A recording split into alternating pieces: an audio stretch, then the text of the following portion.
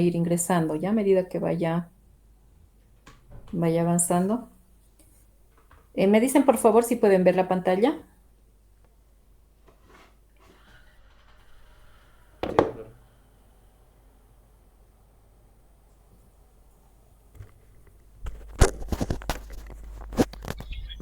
Sí, doctora.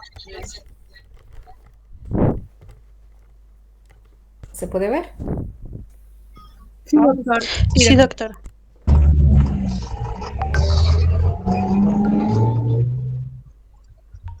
Vamos a ver esta práctica que es la número 4. Es una práctica muy bonita y es determinación del grupo sanguíneo y lo que es el factor RH. En 1930 se introdujo este término que es el compatibilidad sanguínea. Entonces ingresó en ese tiempo, ya comenzó a hablarse de este concepto, ¿no? Doctora, Si pueden silenciar, por favor, muchachos.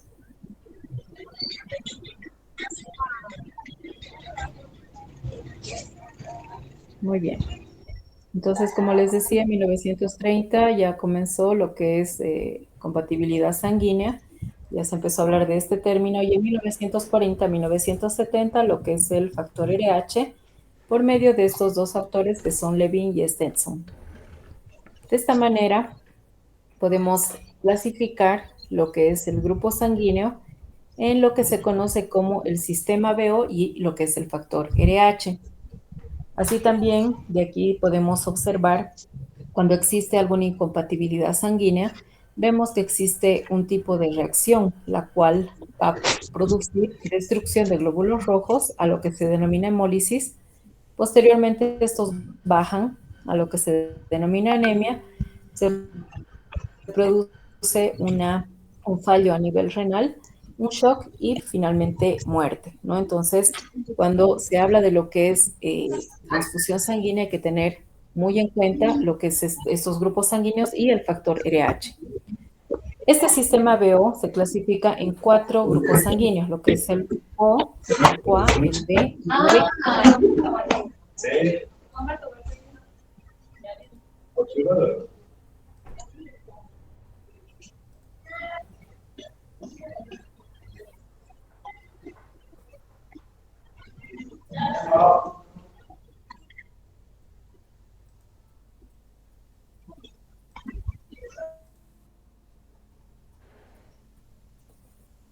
Muy bien. Ahora sí vamos a continuar.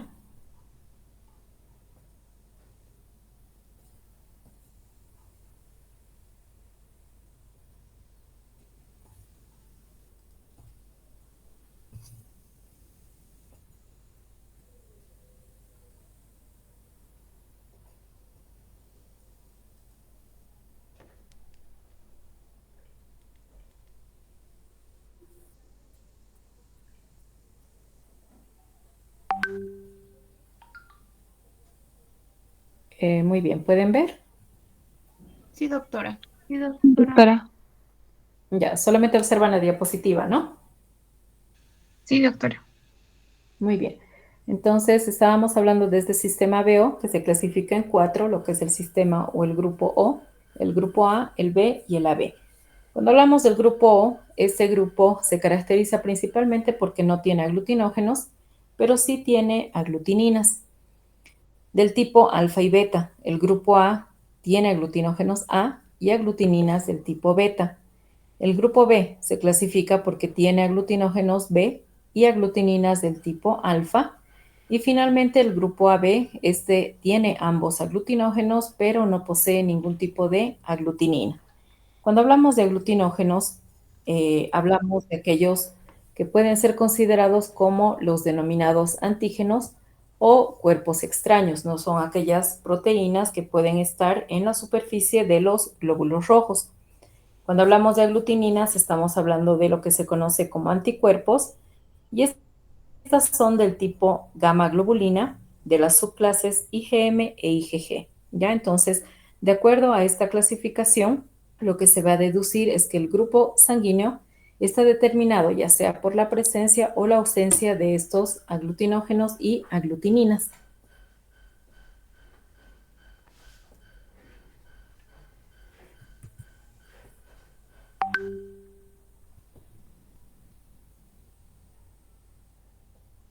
Bien, entonces a eso nos referimos con aglutinógeno y aglutinina, ¿no? Como les dije, son proteínas que pueden estar en la superficie de los eritrocitos o glóbulos rojos. Ahora vamos a ver, estas son las características que ya les mencionaba. Estos son los antígenos o aglutinógenos, fíjense, del tipo A, del grupo A. Fíjense que tiene por encima de la membrana del glóbulo rojo, tenemos al antígeno A, del tipo B, como les dije, el antígeno B, del AB está el antígeno AB y el grupo O que no tiene antígenos, ¿no? Esa es su característica principal. Cuando hablamos de otras características del sistema BO, estamos hablando de lo que es el factor omnicelular o llamado también grupo omnicelular, que es un factor de caracterización. El grupo sanguíneo es característico de las células y de los humores del organismo. Cuando hablamos también de este sistema BO, vamos a hablar del término herencia, donde los grupos sanguíneos son heredados de los progenitores y por tanto pueden ser controlados por un solo gen con 3 alelos, I, A y B. ¿A qué se refiere con alelos? Son aquellas formas alternativas del mismo gen que pueden ocupar una posición idéntica en los cromosomas homólogos y controlan los mismos caracteres, pero no necesariamente llevan la misma información. Es por eso que tenemos de cada grupo sanguíneo los diferentes tipos de alelos. Del grupo O está II, del A tenemos AA, AI, del B tenemos BB, BI y del AB está el alelo AB. Esta es una tabla de compatibilidad entre los grupos sanguíneos para que ustedes puedan ver y distinguir cuál es el considerado como receptor y el donante, ¿no? De acuerdo a los grupos sanguíneos, como les menciono. Es por eso que tenemos esa tablita. Y de acuerdo a eso, hay una característica principal del grupo O, lo cual lo convierte en el dador universal. Pero al ser el dador universal, tiene también limitaciones y lo hace peligroso. ¿Qué quiere decir? Si ustedes recuerdan, una de las características del grupo O es que no tiene aglutinógenos, pero sí tiene aglutininas del tipo alfa y beta. Al poseer esas aglutininas, estas pueden tener alguna aglutinación con hematíes homólogos de los receptores, ya sea del grupo A, del B o del grupo AB.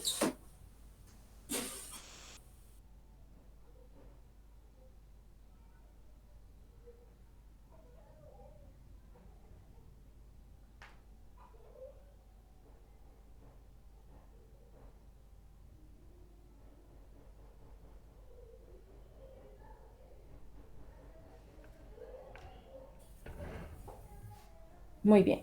Está claro entonces, ¿no, muchachos? ¿Cuál es la limitación que tiene al ser el dador universal? El grupo O presenta, como les dije, varios altos títulos de aglutininas alfa y beta, y estos pueden actuar sobre los aglutinógenos A y B de otros grupos sanguíneos, ¿no? Entonces, lo que va a producir es que haya un tipo de reacción a nivel de los glóbulos rojos, puede producir destrucción, anemia, fallo renal, shock y finalmente muerte, ¿no? Entonces, esa es la limitación que tiene el grupo. Y en sí, esto representa un peligro, ¿no? Para las personas, como les dije, puede causar distintos tipos de reacciones.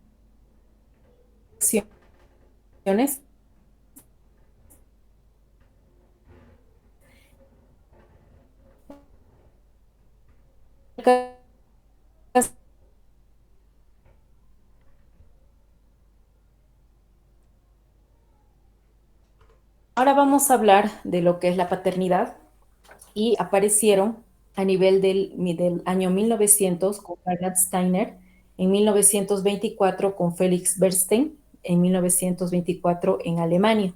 Y posteriormente ya se habló de este concepto el año 1931 en Estados Unidos, ¿no? Entonces, esas fechas incluida esa terminología. Ya cuando hablamos de lo que es la paternidad, podemos comparar estas características con los grupos sanguíneos. ¿A qué me refiero? En el caso de la paternidad, un posible padre y la madre, ambos tienen un niño. Entonces, lo que se hace para detectar esta paternidad es utilizando lo que se conoce como HLA, que es el antígeno humano leucocitario. Esta es una técnica que hoy en día es muy actual y nos va a permitir determinar lo que es la paternidad, ¿no? Así también se puede utilizar lo que es el PCR. Como les dije, esta tecnología del ADN con el antígeno leucocitario humano HLA nos va a dar una probabilidad de paternidad en el 80%. En cambio, utilizando lo que es biología molecular, el PCR, nos va a dar una probabilidad del 99.99%. Muy bien, este sistema ABO, como ustedes han visto, es muy importante, el cual clasifica estos cuatro grupos, lo que es el A, el B, el O y el grupo AB, ¿no? ¿Qué quiere decir? Que se puede también determinar lo que es la paternidad utilizando estos grupos sanguíneos, pero también sabemos que un hombre puede tener un grupo sanguíneo compatible con la paternidad de un niño y no necesariamente ser su padre. Es por eso que existen otras técnicas mucho más específicas y mucho mejores, ¿no? Que nos va a dar una probabilidad elevada, como les dije, lo que es el HLA y lo que es el PCR o biología molecular. Muy bien, como ustedes pueden ver en esta imagen, aquí tenemos un monito. Este es el factor RH. ¿Qué es el factor RH? Es una proteína integral de la membrana aglutinógena de los glóbulos rojos. El RH es usado para abreviar la palabra rhesus, que significa mono en griego, ¿no? Entonces de ahí viene lo que es el factor RH. El mono rhesus, o también conocido como macaco mulata, nos va a permitir clasificar según la aglutinación en lo que es el 85% RH positivo y el 15% son RH negativo, ¿no? Eso se refiere a la población en general. El factor RH se va a transmitir como un gen dominante simple y de acuerdo a lo que es la característica mendeliana. ¿A qué se refiere la característica mendeliana? Es aquel conjunto, como ustedes recuerdan, de reglas básicas sobre la transmisión por herencia genética de las características de los organismos de padres a hijos, ¿no? Entonces a eso se refiere. Por tanto, según este autor, Wiener, va a clasificar en tres sueros anti-RH, lo que es el Rho, anti-TH y anti-RH. El Rho aglutina los hematíes del 85% de sujetos de origen caucásico, es decir, de la gente de la raza blanca. Anti-TH aglutina al 70% de los hematíes y anti-RH aglutina al 30% de los hematíes. Ya hablando de otros autores, Fisher y Rice lo va a clasificar en lo que son D, C y E, ¿no? Entonces es por eso que en 1140 Alex Landsteiner descubrió lo que es este antígeno, que son los antígenos de los hematíes, y lo bautizaron como factor RH, al haber sido hallado en suero de conejos, los cuales fueron inmunizados con sangre procedente del mono de la India, como les dije, de la especie Macacus rhesus, ¿no? De esa manera fue descubierto lo que es el factor RH. Vamos a ver una enfermedad que es una enfermedad de los fetos y los recién nacidos, a la que se denomina eritroblastosis fetal. ¿En qué consiste esta enfermedad? Normalmente se caracteriza cuando existe aglutinación progresiva con fagocitosis posterior de los eritrocitos. Existe un caso típico en el cual el padre es RH positivo y la madre se embaraza y por tanto desarrolla aglutininas anti-RH en respuesta al antígeno del padre. Estas aglutininas se van a difundir a través de la placenta hacia la circulación fetal lo que va a provocar aglutinación en los eritrocitos, ¿no? Posteriormente puede haber destrucción, como les dije, de los glóbulos rojos, pueden bajar sus valores referenciales produciendo anemia, causan daño a nivel del riñón, posteriormente shock y finalmente muerte, ¿no? Y como les dije, este es un caso típico, es una enfermedad típica de los fetos y recién nacidos cuando existe esta variante a nivel del factor RH. Muy bien, ahora vamos a ver la parte práctica. Es lo que ustedes van a realizar el día lunes. Voy a consultar, tenían que avisarme si es que han podido conseguir los reactivos para determinar estos grupos sanguíneos, ¿no? Los antisueros. Estos son los materiales que se requieren. Los portaobjetos, como les dije, pueden llevar en grupos, comprarse una cajita y eso les va a servir hasta fin de año. Tienen que llevar lancetas estériles, como saben, el algodón en un recipiente, el algodón seco y el algodón con alcohol, ¿no? Luego tenemos los aplicadores de madera, pueden llevar mondadientes. Vamos a tomar la muestra de sangre por punción venosa o, mejor dicho, por punción capilar, ¿no? Entonces, para eso estamos llevando la lanceta. Y yo voy a llevar estos reactivos anti-A, los sueros anti-A, anti-B y anti-D, ¿ya? Entonces, de todas maneras, muchachos, si es que yo no pudiera conseguir, eso tenían que conseguir en la parte de jefaturas. Si no pudieron comprar, vamos a ver la siguiente práctica, ¿ya? Así que no se preocupen. De todas maneras, por eso me gustaría terminar de avanzar esta parte. La técnica, ustedes ya la saben, se va a realizar la técnica de punción capilar. Como les dije, se utiliza el dedo índice o el dedo medio. Se hace la desinfección, se dan masajes. Una vez que se dan masajes, primeramente en cualquiera de estos dos dedos se hace la desinfección con alcohol y algodón. Luego se realiza la punción rápidamente con la lanceta y posteriormente siguen masajeando, sale la primera gotita se desecha, ya saben, con algodón seco, y posteriormente la segunda gota lo van a colocar en el portaobjetos, ¿no? También existen estas plantillas que son de plástico o de un material especial que vienen normalmente en el kit para determinación de grupo sanguíneo. Nosotros vamos a utilizar lo que son los portaobjetos. Vamos a identificar en cada 3 portaobjetos. En cada portaobjeto vamos a identificar anti-A, anti-B y anti-D, ¿sí? Entonces eso les voy a indicar antes de realizar la práctica. Aquí tenemos, estos son los 3 reactivos.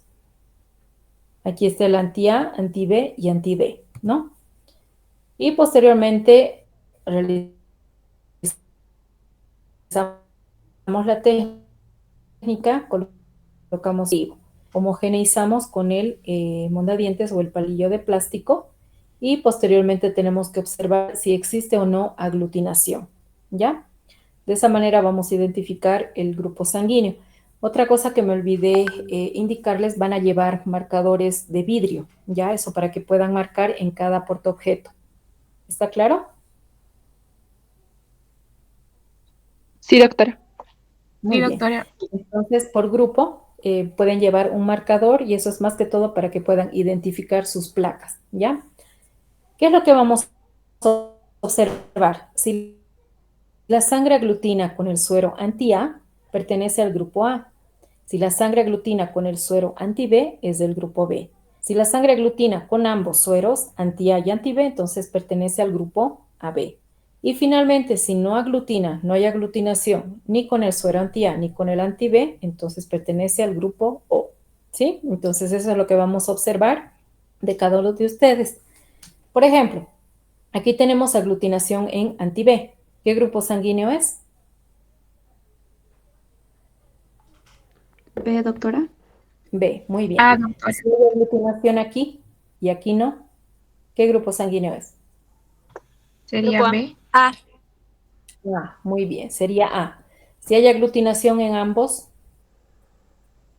Grupo AB. AB. muy bien, AB. Y si no hay aglutinación en ninguno, Grupo O. muy bien. Eso es lo que vamos a hacer. En el segundo portaobjetos, o en este caso el tercero, vamos a ver añadiendo lo que es el suero anti-D. Eso más que todo es para ver el factor RH. Si se presenta aglutinación con el suero anti-RH, es factor RH positivo. Y si no observamos aglutinación con este suero anti-RH, entonces es factor RH negativo. De igual manera, hay aquí aglutinación. ¿Qué factor es? ¿Factor RH es positivo o negativo? Positivo. Positivo. Positivo. Si no hubiera aglutinación, Negativo. muy bien, es RH negativo. Muy bien. Bien, muchachos, han visto que es una práctica muy bonita, es muy didáctica, es muy importante, que es la determinación de grupo sanguíneo. Ya aquellas personas puede ser que sepan su grupo sanguíneo, entonces el momento que llevemos la práctica lo van a confirmar, y aquellas personas que no sepan su grupo sanguíneo, de todas maneras vamos a determinar qué grupo sanguíneo presentan, ya, o poseen. Vamos a ver esta otra práctica más, que es fisiología de los reflejos, que nadie más ya está ingresando, ¿no? Muy bien. Como ustedes recuerdan, es muy importante de igual manera esta práctica, y es la determinación de los reflejos, y con esto, con esta determinación nosotros vamos a poder ver si el paciente neurológicamente está bien o no, ¿verdad? Entonces eso le va a servir bastante al médico. ¿A qué se refiere con estas acciones reflejas? Normalmente las acciones reflejas, como ustedes saben, son respuestas que están normalmente mediadas por lo que es el sistema nervioso. Y esto va a permitir salvaguardar al individuo y por lo tanto preservar la especie, ¿no? En estas respuestas no interviene la conciencia. Es muy importante saber también que estas acciones reflejas pueden ser respuestas automáticas, inconscientes a la acción de un estímulo.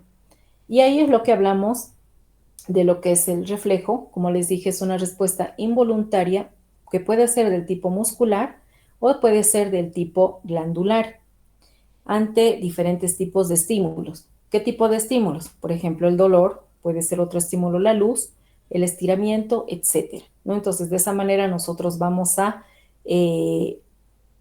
calificar, por así decirlo, qué tipo de reflejo es, ¿no?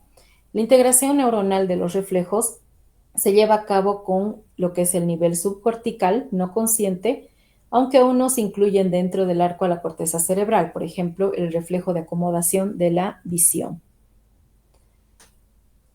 Y eso es lo que vamos a ver en la práctica, ¿no? Entonces vamos a llevar o producir un estímulo para que vean qué tipo de reflejos existen, qué tipo de acciones reflejas puede producir ese tipo de estímulos. Los reflejos se producen gracias a una serie de receptores, vías y órganos efectores, a lo cual se denomina arco reflejo. Este arco reflejo es una unidad funcional de la actividad integrada del sistema nervioso. Puede estar compuesta por lo que es el reflejo monosináptico, tenemos lo que es la vía aferente, el receptor, tenemos el asta anterior de la médula espinal, el axón y las fibras extrafusales del músculo. Los reflejos son algo muy diverso. Por ejemplo, existen también reflejos en el caso de los recién nacidos, y otro tipo de reflejos como ser el deglutorio, el gastroentérico, el cólico. Hay un reflejo del vómito, tusígeno, respiratorio, miccional, defecatorio, etcétera, ¿no? Esta respuesta de algunos reflejos puede estar condicionada por la corteza cerebral, como ocurre normalmente en lo que es el reflejo de la micción o el reflejo de la defecación, ¿no? Entonces, ahí también podemos observar distintos tipos de reflejos. En el ser humano, la actividad conductual puede ser explicada en parte basándose en estos actos reflejos, los cuales pueden estar condicionados ya sea por la memoria, las motivaciones, los afectos o la vida racional, ¿no? Por ejemplo, el conducir, una movilidad, el conducir ya sea otro tipo de movilidad, escribir a máquina, jugar al tenis, etcétera. Por eso se clasifican en 3 grandes grupos, en lo que son los reflejos osteotendinosos, los cutáneos y los pupilares. Los osteotendinosos, estos se denominan así por la elongación o estiramiento o miotáticos. En este caso, el estímulo que los va a desencadenar es el estiramiento del tendón muscular. Los reflejos osteotendinosos pueden ser monosinápticos, donde se realiza una sinapsis entre lo que es la neurona aferente y la eferente. Y el receptor en este reflejo se denomina uso muscular. Esta elongación es producido por un impulso que es dado por un potencial de acción. Y este se transmite a la médula espinal a través de lo que son las fibras aferentes denominadas IA, ¿no? En las médulas de estas fibras hacen sinapsis con una motoneurona alfa, que a su vez genera una señal excitatoria que es transmitida al músculo que se contrae, ¿no? Y de aquí podemos sacar lo que es el arco reflejo. Como les dije, el arco reflejo es una unidad funcional de la actividad integrada del sistema nervioso. Una propiedad importante de este reflejo osteotendinoso es la simetría de la intensidad con que va a responder a dicho estímulo. El grado de contracción de cualquiera de estos reflejos puede ser evaluado en ambos miembros, es decir, en la pierna izquierda y en la pierna derecha. Y para esto nosotros utilizamos lo que son los martillos de reflejo. Tenemos el berlinés, como ustedes pueden ver acá. Este es de Taylor, este es Tromner, este es Book, que es el que normalmente utilizan los médicos, y este es de Gerin, ¿ya? Entonces, para esta práctica, lo que yo les voy a pedir es que traten de conseguir, no es muy caro, muchachos, y este martillo de reflejo les va a servir bastante, ¿ya? De todas maneras, yo voy a llevar para que ustedes puedan utilizar. Aquí tenemos la rueda, este también es llamado Pinwell, que es la rueda de Waterberg. Este es el tornillo, tenemos el martillo de Babinski, este es Queen, este es denominado bola de Vernon y este es Zenith, ¿no? Y estos también se pueden utilizar en el caso de los niños, en pediatría o en aquellos que son neonatales, como ustedes pueden ver, ¿no? Tiene la forma de una jirafa y este de T-Rex. Cuando exploramos los reflejos miotáticos, vemos que también se clasifican en diferentes tipos de reflejos. Estos pertenecen a lo que son los osteotendinosos. Está el mentoniano. Ustedes pueden ver a qué nivel del nervio va a afectar, a nivel del trigémino. El nivel explorado es la protuberancia. Luego tenemos el pectoral, está lo que es el bicipital, el tricipital, lo que es el estilo radial, donde afecta al nervio radial, el rotuliano, y lo que es el aquileo, ¿ya? Entonces, en la práctica nosotros vamos a detectar en sí 4 o 5 reflejos, ¿sí? Eso voy a ver. Este es el reflejo rotuliano. Ustedes fíjense aquí en la imagen, donde se aplica un golpe, ¿no? Con este martillo de reflejos a nivel del tendón que está por debajo de la rótula. Y como ustedes pueden ver, lo que pasa es que se extiende la pierna. Entonces hay una extensión a nivel de la pierna. Luego tenemos el reflejo aquileo, que consiste en dar un golpe en el tendón aquileo y produce una flexión plantar. Esto corresponde a los segmentos S1 y S2. Luego el reflejo mentoniano, en este se va a aplicar un golpe hacia el mentón y la respuesta es que sube la mandíbula y se produce el cierre de la boca, ¿no?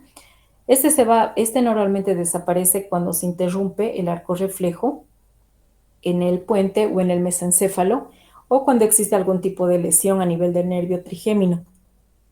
Y por lo tanto se vuelve hiperactivo en las lesiones de la vía córtico-vulvar. Esta exploración de los reflejos miotáticos normalmente se tienen que registrar, ¿no? En un esquema se constituye una parte muy importante de un buen examen clínico. Para esto se tiene que conocer la técnica correcta de exploración y las convenciones que existen para su registro, ¿no? Entonces, de esta manera se van a ir clasificando gradualmente. ¿En qué consiste? Cuando no existe ningún tipo de contracción, se clasifica como 0. Se coloca positivo cuando hay una contracción sin desplazamiento, 2 cruces cuando es normal, 3 cuando hay hiperreflexia y 4 cuando hay clonus, ¿no? Entonces se denomina clonus. De esa manera se va clasificando. Luego tenemos los reflejos mucocutáneos. Estos ya involucran una respuesta muscular, ya sea al raspar o al frotar una membrana a nivel de la piel o de la mucosa, ¿no? Entonces esto va a desencadenar ese tipo de estímulo. Y no es un estiramiento muscular como en el caso anterior.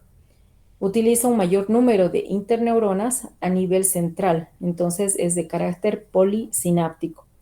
Y aquí tenemos estos reflejos mucocutáneos.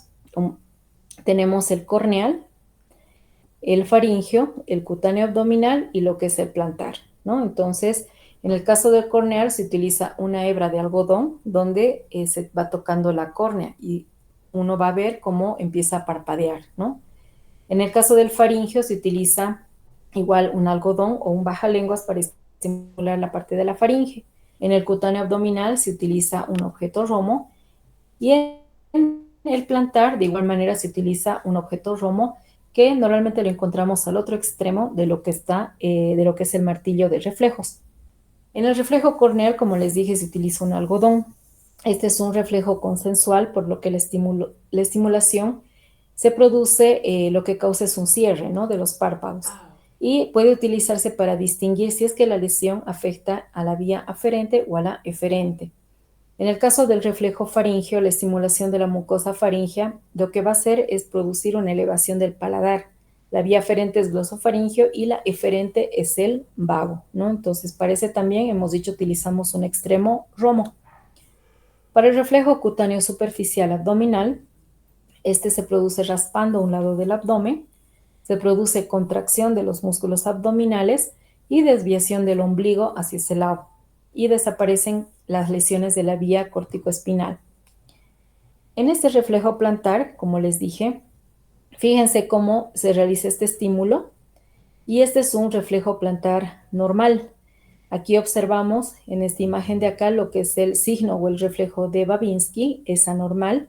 Fíjese cómo se extienden, ¿no?, los dedos y hay una apertura en forma de abanico. Esto indica una lesión de la vía corticoespinal. Otros reflejos están los reflejos pupilares. Se caracterizan por respuestas pupilares, normalmente miosis, que quiere decir cuando se contrae la pupila del ojo. Esto sucede cuando se produce un estímulo, ya sea por iluminación o la acomodación para la visión cercana. En el caso de los reflejos fotomotor y consensual, involucra lo que es la vía óptica desde la retina, lo que es el nervio óptico, el mesencéfalo y los núcleos de Edinger-Wetzpal, que son posteriormente también el tercer par craneal, que es el nervio motor ocular común bilateral. También involucra lo que es el ganglio ciliar y el músculo del esfínter pupilar. En este reflejo fotomotor se estimula por medio de iluminación directa al ojo y se observa una respuesta pupilar ipsilateral. En el caso del reflejo consensual, la iluminación directa del ojo, se va a observar una respuesta pupilar contralateral. Y de igual manera se va clasificando gradualmente. Cuando no se observa ningún tipo de reflejo, es ausente.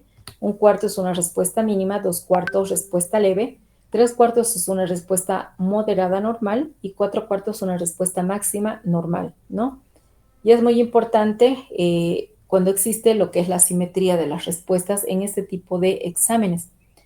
Lo que es el reflejo de la acomodación, fíjense, se coloca un dedo, el dedo de una mano, a una distancia de 50 a 60 centímetros del paciente, ¿no? Entonces se le pide al paciente que mire fijamente al dedo y se va acercando y alejando de la cara. Al acercarlo a la cara va a producir contracción de la pupila del ojo, dando lugar a lo que es miosis, y cuando se aleja empieza a dilatarse, ¿no? Y se produce lo que es la midriasis, dilatación de la pupila del ojo. Este arco reflejo va a pasar por lo que es el nervio óptico, que es un cuerpo geniculado lateral por la corteza visual primaria, proyecciones cortico-tectales, lo que es el colículo superior, va a pasar también por el núcleo Edinger-Wetzpal y el nervio oculomotor y el ganglio ciliar. Y se clasifican de acuerdo a lo que se va observando. Por ejemplo, según el tamaño se clasifican en mióticas, como les dije, miosis, se produce miosis cuando empieza a contraerse la pupila. Medias cuando llega a un diámetro de 2 a 5 milímetros y midriasis cuando empieza a agrandarse, cuando se dilata y se observa un diámetro mayor a 5 milímetros. Y cuando se produce un estímulo en respuesta a la luz, se clasifican en reactivas y arreactivas. Reactivas cuando hay contracción, ¿no? Al acercar el foco luminoso, y reactivas cuando ésta permanece inmóvil al acercar el foco luminoso. Así también, según la relación entre ellas, pueden ser isocóricas cuando se mantienen el mismo tamaño, anisocóricas cuando están desiguales o discóricas en forma irregular, ¿no? Como pueden observar en esta imagen. Los reflejos oculocefalógiros verticales y horizontales. Esto va a permitir explorar movimiento con movimientos rápidos de rotación horizontal, de flexión y extensión del cuello, ¿no? Lo que va a hacer que va a dar lugar a un desplazamiento de los ojos en sentido contrario al movimiento. Es lo que se produce como el reflejo en ojos de muñeca. Este es un reflejo mediado a través de las vías que involucran los mecanismos vestibulares, involucra el fascículo longitudinal medial, las vías propioceptivas de origen cervical y los nervios oculomotores. En este caso, no debe explorarse si se sospecha de algún tipo de fracturas o luxaciones a nivel de las vértebras cervicales. El reflejo optocinético sirve para el mantenimiento de mirada, cuando la imagen se mueve en la retina. Aquí en este caso tenemos que utilizar una hoja, la cual va a estar escrita, y la colocamos a 40 centímetros de distancia de la persona. Lo que va a hacer es mover la cabeza de arriba hacia abajo, de un lado hacia el otro, despacio, siguiendo la hoja, ¿no? Con una frecuencia de 1 a 2 veces por segundo. Y observamos que podemos leer claramente. Luego se aumenta la frecuencia, unas 4 o 5 veces por segundo, y se empieza a mover la cabeza más rápido, ¿no? Entonces vamos a continuar leyendo, ya que el sistema vestibular está funcionando correctamente, y aquí es lo que se observa, lo que es el reflejo oculo-vestibular. Ahora se tiene que mover despacio. Se agarra la hoja escrita sin mover la cabeza y se tiene que leer. La situación mecánica es la misma, pero se lee con dificultad. Pero si movemos rápidamente la hoja escrita a una frecuencia de 4 o 5 por segundo, la imagen es borrosa, ¿no? Y no se puede leer con claridad. Esto es debido a que cuando se mueve la hoja, está actuando lo que es el reflejo optocinético y no el vestibular, que es altamente preciso. El reflejo optocinético se compensa con los movimientos de las imágenes en la retina cuando la frecuencia no es muy elevada.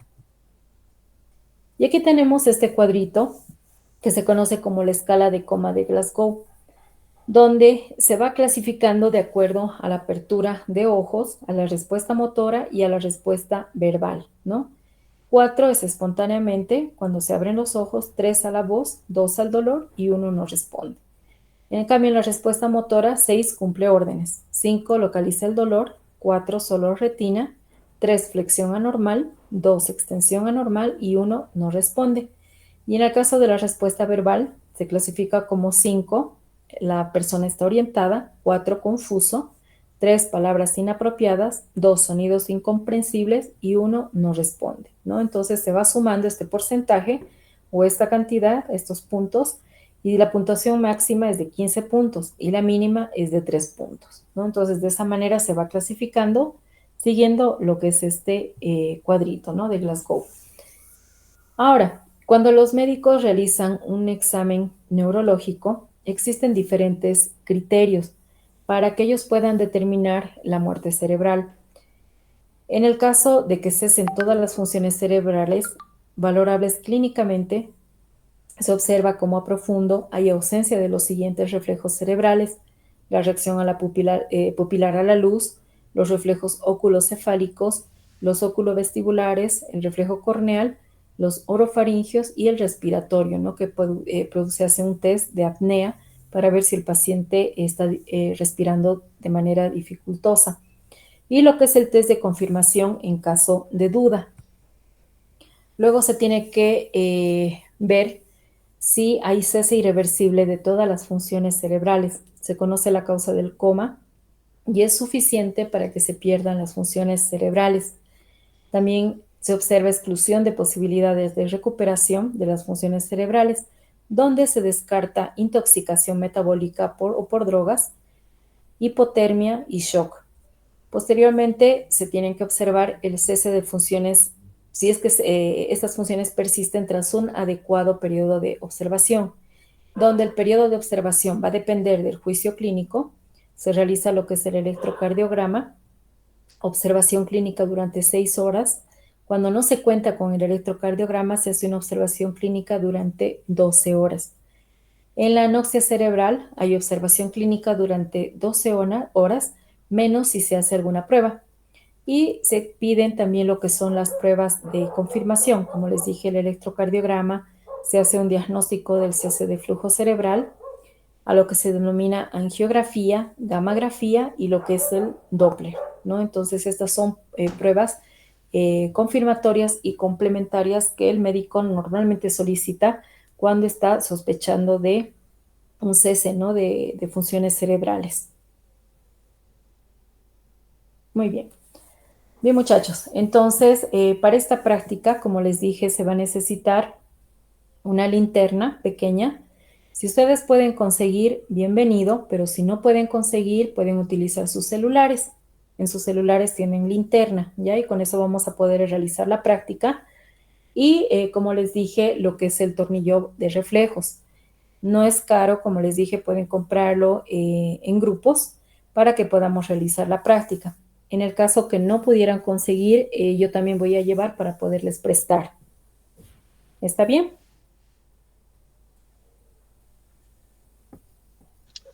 Sí, doctora. Sí, doctora. Muy bien. Bien, muchachos, entonces yo en estos días voy a tratar de hablar con el doctor Sandro, la doctora Ivonne, para ver si pudieron conseguir los grupos sanguíneos. En el caso que no hubieran podido conseguir, vamos a realizar la siguiente práctica, ¿ya? Y si no, realizamos el día lunes y llevan el material que ya les indiqué. Yo le voy a avisar con tiempo a Pamela para que ustedes también puedan conseguir ya los materiales. ¿Está claro? Sí, doctora. Sí, doctor. Muy bien. ¿Tienen alguna duda, alguna pregunta, muchachos? Doctora, una pregunta. En el grupo sanguíneo, los reactivos que se usan, lo que dicen anti-A, anti-B, ¿serían antígenos o anticuerpos?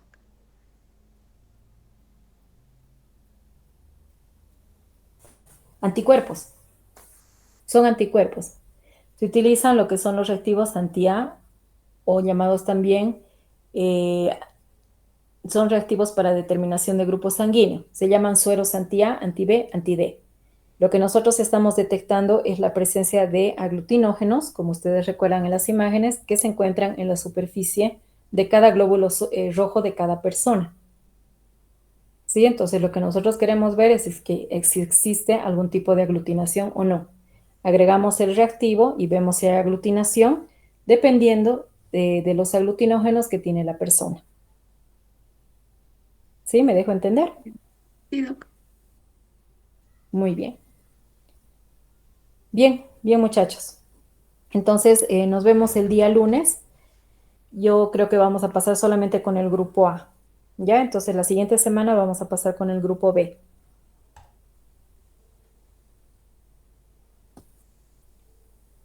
Bien, bien, muchachos. Creo que tienen clase a las 5, ¿no? De otra materia. Sí, doctora. Sí. Muy bien, bien, muchachos. Entonces, quedamos aquí y nos vemos la siguiente semana.